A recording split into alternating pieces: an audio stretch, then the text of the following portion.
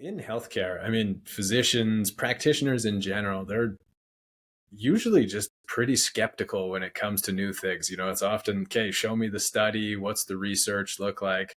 How do you actually respond when they ask you about the accuracy and the reliability of a platform like Mutuo? Yeah, and I get that quite a bit, as you can imagine. Um, so, as I mentioned earlier, I'm like a academic at heart. So before the whole Chat GPT revolution came, we were being very methodical. We were planning like very detailed research projects.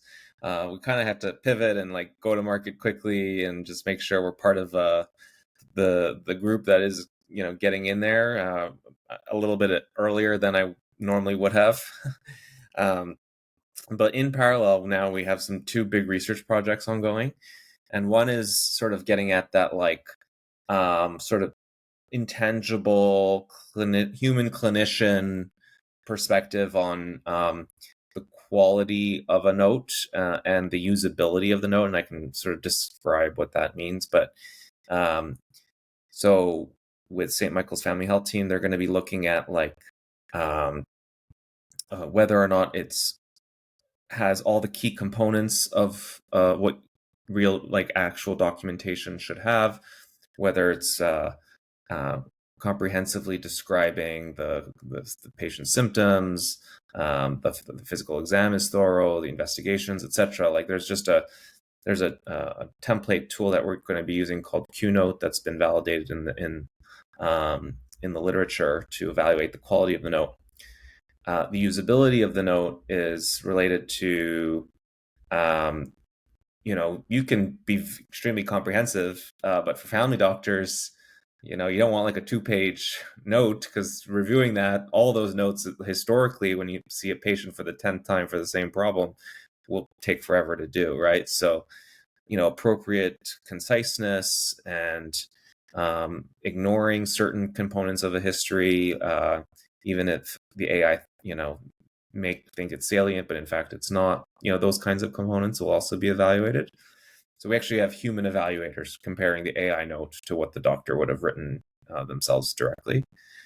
So that's in this one project we're doing. And the other project is like a pure AI um, evaluation that we're doing.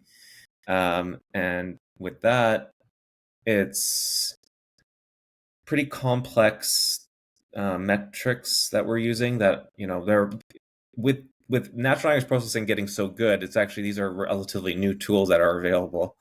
And so we're about to employ them in collaboration with the Vector Institute, um, where because we have an entire context window, like so the words are, and like different punctuations divide into what's called tokens. And when you have like a certain word that you're processing, let's say, a symptom, let's say it's a cough, and the description of the cough is like very far away in the transcript. It's productive, right? But the AI can say, oh, that's related to that word. That's the descriptor of that word.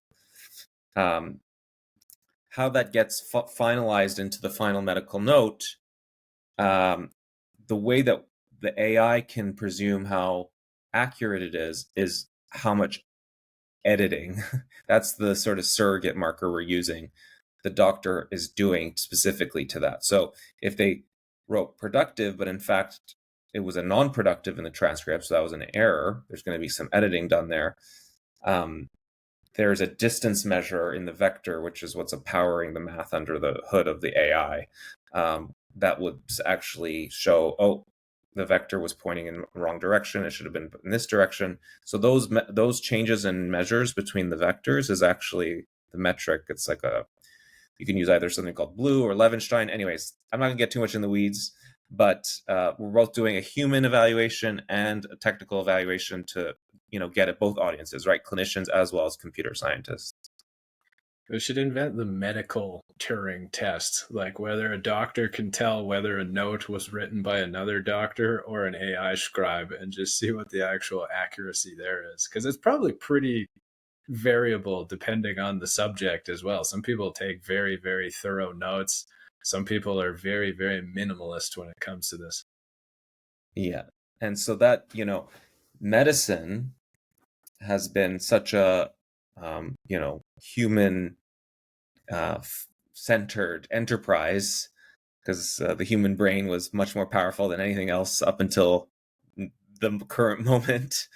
Now we have to think about how, if an AI is able to reflect on all the evidence in the literature much faster and appraise it much faster than we can, we have to work alongside that. We're not going to displace one another. Those are the future issues that are about to come out. How we navigate that's going to be very interesting. I have no evidence to back this up, but just subjectively, after having used a half dozen different AI scribe tools, they all seem like they do a better job of writing notes than I do. And I've also worked at clinics that had actual human scribes taking notes. And like, it's honestly, a lot of the time, it seems like I'd rather just flip on Mutuo and have it do it than have the person do it, because it just like seems more accurate. Yeah, I mean, think a good way of thinking of it is like, think of all the data that is on the internet related to, making a note from a dialogue, and just like average that out, right? I'm Dr. Jordan Vollrath, and you've been watching Cherry Live, brought to you by Cherry Health. Please like and subscribe to see more clips like this, or check us out at www.cherry.health, Canada's medical network.